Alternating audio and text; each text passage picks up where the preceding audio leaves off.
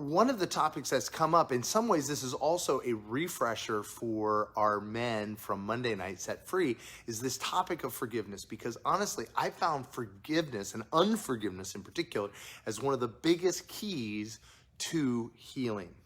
And so I'm going to have to back up the train a little bit to talk a little bit about what is going on with unforgiveness. I feel like a lot of us, like we innately understand what forgiveness is and what unforgiveness is. And yet, if we're honest, or maybe we're not aware, we are all walking around usually with a pretty big load of unforgiveness. And so one common misperception is that forgiveness is only for things that were intentionally done against me. No, forgiveness is every single time you and I have something happen to us, something negative, something that is not God's best for us. Guess what? That's a debt. That is a thing that has to be forgiven. Now, this can be overwhelming. If you're from one of the church cultures that say that you have to, work through and you have to appropriate the blood for every single act you've done, and then it's, I have to forgive everything. Like, that can be overwhelming. That's not the point. We'll get to there in a minute. But it's really helpful to understand that even with, good morning, Dan, even without thinking about massive things to forgive, all of us have a lot of little things every day that we go through that if we don't forgive, it's kind of like sediment that builds up in our engine or we got to change our oil. It's just, forgiveness is like changing your oil, but we reserve it only for the big things. And the funny thing is then we don't forgive in the big things. So generally we end up with this overwhelming sense of unforgiveness. And a lot of times we don't even recognize it as unforgiveness. And as guys, we talked about this whole thing that there is, a lot of times we have to follow it back. So we talked about this with a dandelion, right? And so a dandelion, you have this fruit, that's the dandelion. Believe it or not, that's a dandelion. And from that is a stem that goes to a root. Right? That's the root. Okay? So we have a flower, we have a stem, and we have a root. And so how can I tell if I'm dealing with unforgiveness? Because this is really important, because we're shown in Matthew 18, as Scott was telling us on Monday, that unforgiveness leaves us in a point unable to receive God's forgiveness. In fact, that's what Jesus said in the Lord's Prayer. As I forgive others, right? He forgives me. And so I'm unable to walk in grace if I'm walking in law. If I'm demanding justice, I can't receive mercy. And so what happens is that when I walk in unforgiveness, a lot of times it seals into my body the effects of the fall, the effects of the things that have happened. And so how can I tell if I'm walking in unforgiveness in an area? Well, you'll know a tree by its fruit. So think about it as the flower. Right. I've said this before with dandelions that if you chop off a dandelion, what happens? It comes back. Why? You got to get the root out. And so the issue with unforgiveness is a lot of times we're getting rid of the fruit of unforgiveness, right? We're grumpy towards someone, I'll just put on a happy face, or I'll avoid them, or whatever. That doesn't deal with it. There's still, the dandelion grows up. And a lot of times what the fruit, the ultimate, what are some of the fruits of unforgiveness, right? So one of them would be what? One is disconnection. I isolate myself from them or from other people. Another fruit can be depression. Another fruit can be anger and rage, bitterness, right? Another fruit can be sarcasm, to ridicule other people, speak bad of them, gossip, judgment, offense. Like, all these things are fruit of unforgiveness. But a lot of times, what do? We justify them, right? We're like, actually, right? Wow, I completely understand. And we actually had a talk, one of the guys and I had this talk, and a lot of times, in order to get to a sort of forgiveness, we're like, I just want to understand why they did it. The understanding actually doesn't lead to forgiveness. Understanding usually leads to judgment, because I'm like, well, they only did it because they're a schmuck. They're pathetic. They're a loser. They're not awesome like me.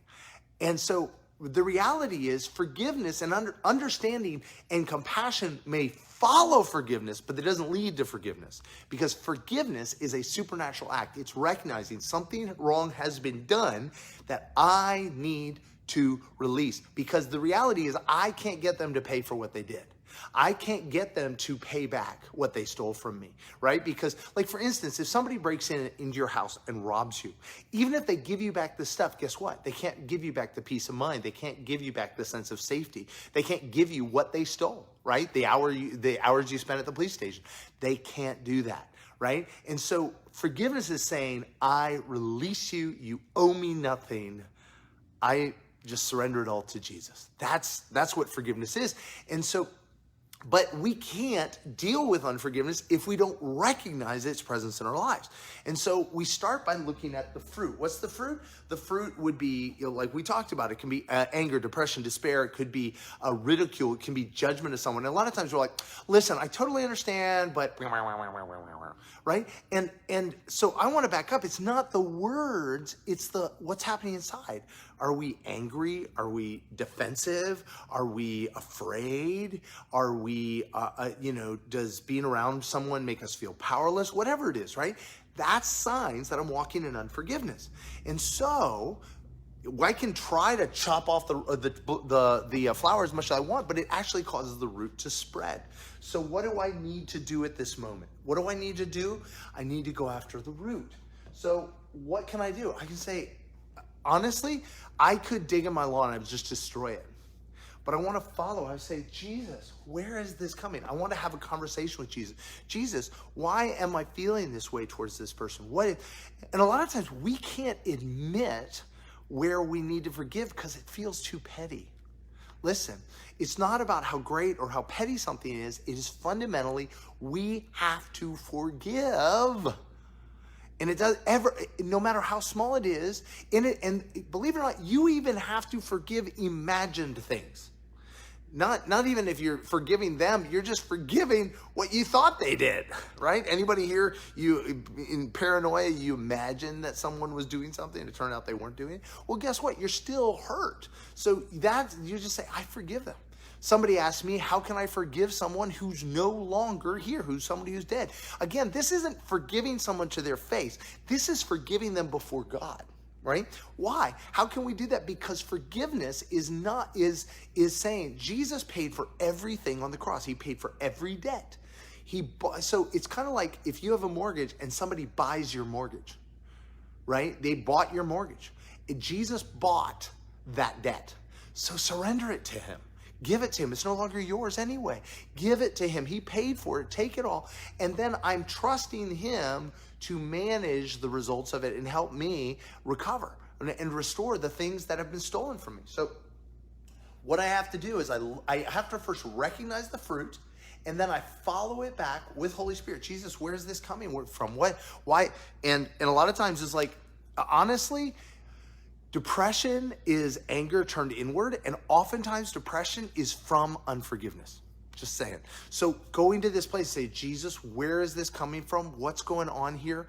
Why is this? Why am I struggling with this? Why is this person? Why every time I see their text or their post or whatever, I just, that's a sign of unforgiveness. And we may justify it, but it doesn't make it go away, it just makes it grow more.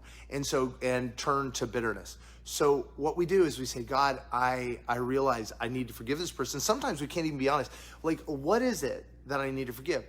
This is really important to understand, is forgiveness has to be specific, because people don't sin against you generally, right? And in fact, a lot of times at first, if someone has an entire pattern of nasty things they've done to us or horrible things or whatever, sinning against us, guess what? We are going to have to forgive them. A lot of times when we say, I forgive them, it's almost like we're giving God the padlock off of an entire warehouse of specific ways people have sinned against us, that person has sinned against us, so that he can begin to bring those things out. So we forgive specifically because it was done. Now that might seem overwhelming because of all the things that have been done, but believe it or not, when you get good at forgiveness, it can take half a second. It's amazing how fast. And you'll actually get addicted to it because unforgiveness takes up real estate in your heart that you can't give to other people.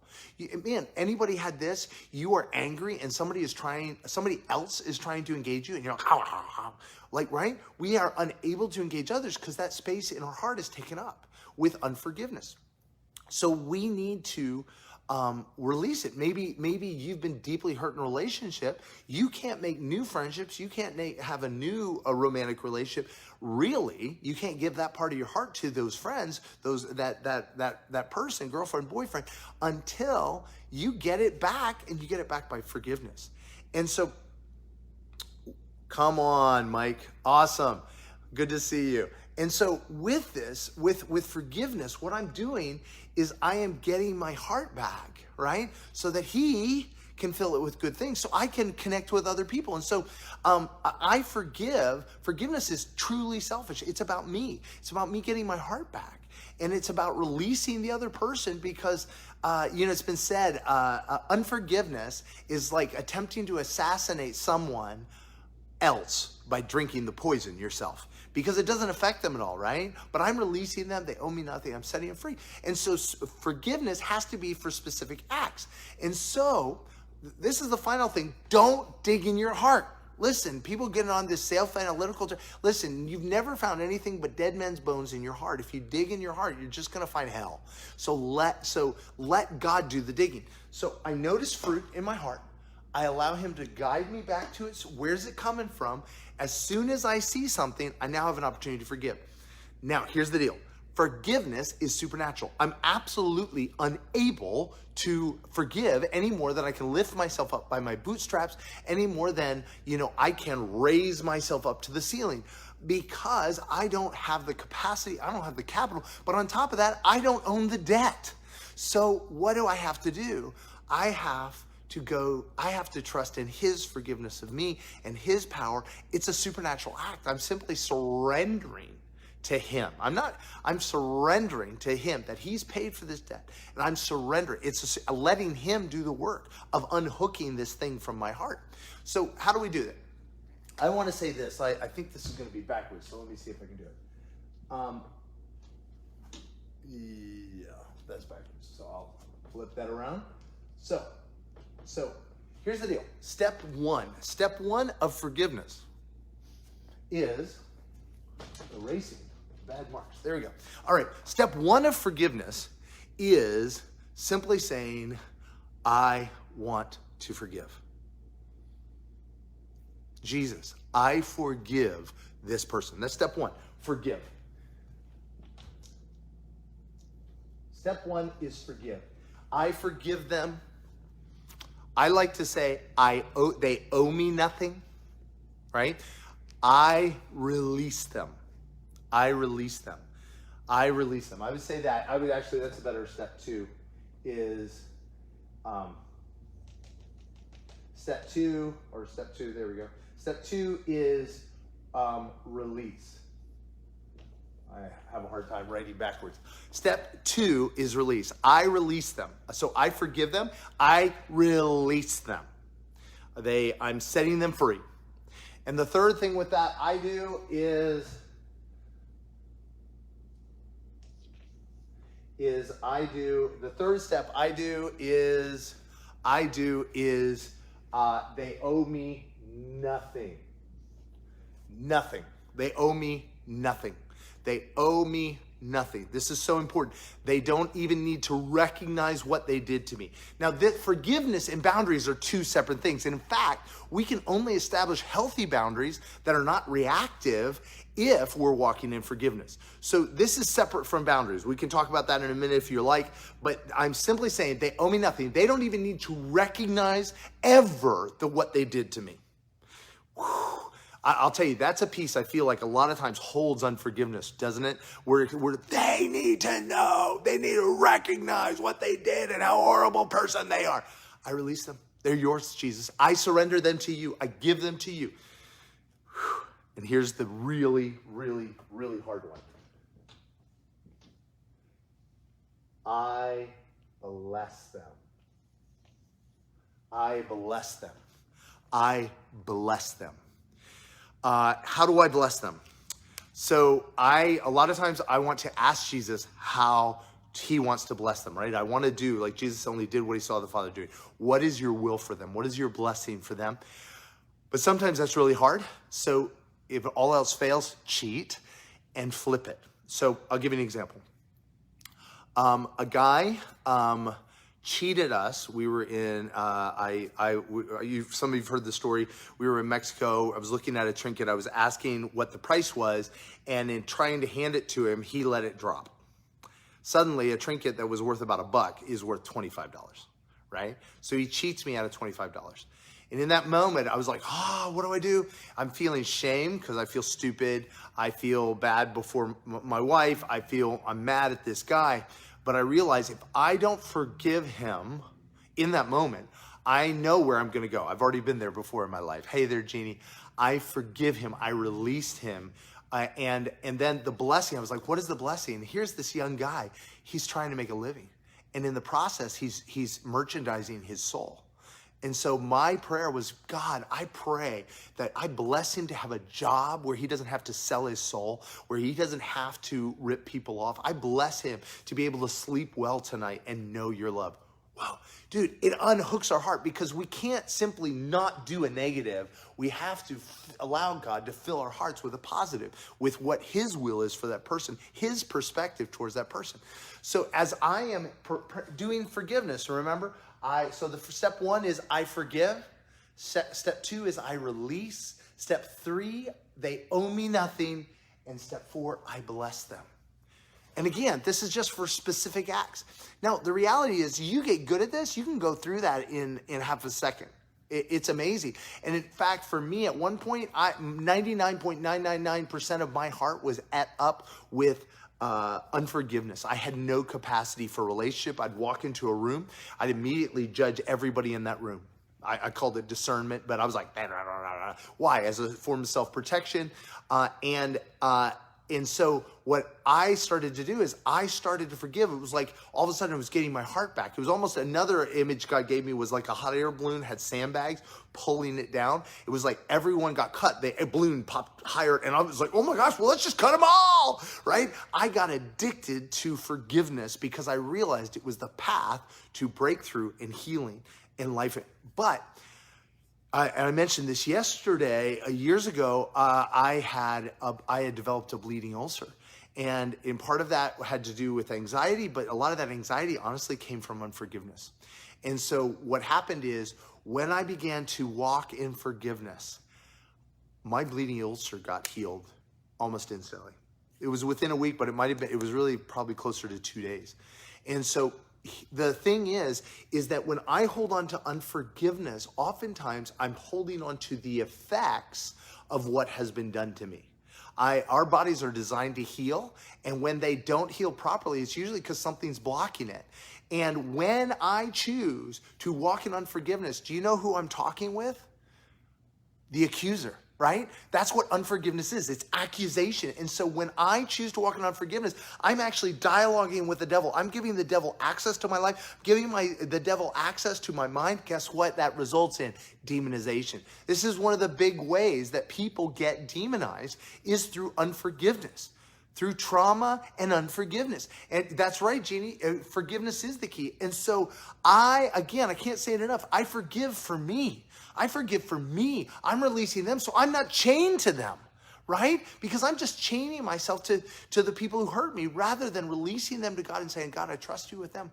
I bless them. Now, again, I said this is different than boundaries, but in fact, I am unable to give healthy boundaries when I'm walking in unforgiveness because all my boundaries will be rejective. They'll be reactive. They'll be like, you're off my island, right? It's not healthy, moderated boundaries. It's offense, it's fear, it's all of that. And so once we have walked in forgiveness, we can place healthy boundaries because healthy boundaries are actually a blessing to the person I'm giving boundaries. I'm saying this is not a good way to act. This actually violates our relationship. I'm giving you feedback. You cannot act this way towards me and us have this level of relationship. See, I can do that because I have forgiven.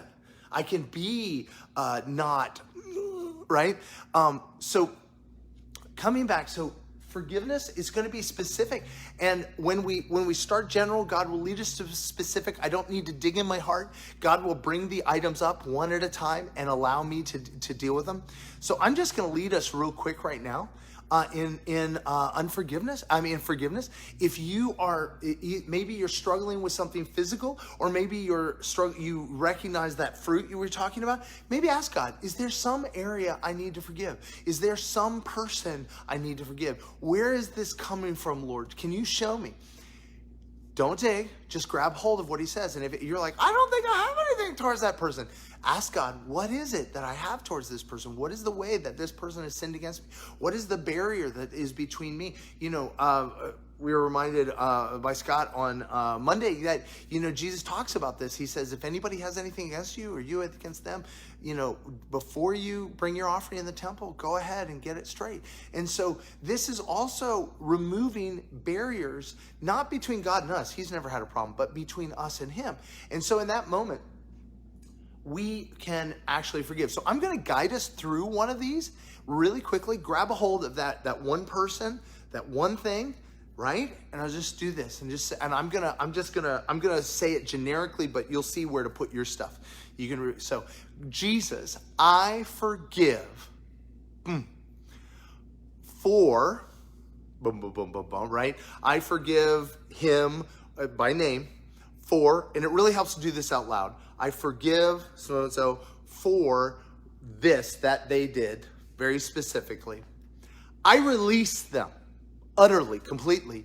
They owe me nothing. You can even put in, God, please forgive me for partnering with unforgiveness. And I bless them to know your goodness and your love in this very area. Why they did this, maybe. That I bless them to know, God, your goodness in this area. Very specific, right?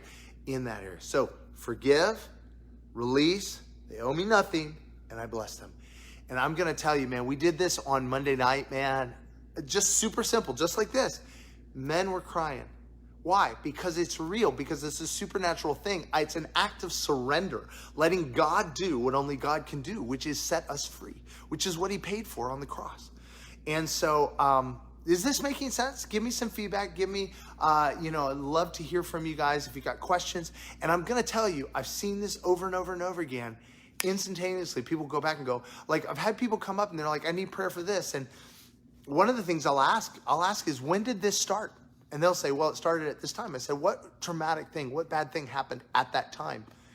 Hey, Donovan, come on. Come on.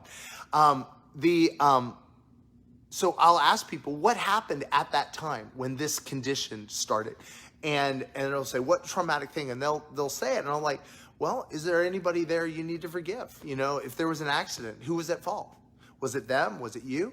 If it was you probably, people talk about forgiving yourself. It's really about receiving God's forgiveness, right? It's really just allowing God paid for it. Who am I to say, no, God, you can't let me off the hook, right? Who was at fault, and I'll forgive, I'll release, and boom, the people get healed, delivered, set free from the condition they've had, sometimes 20, 30, 40 years.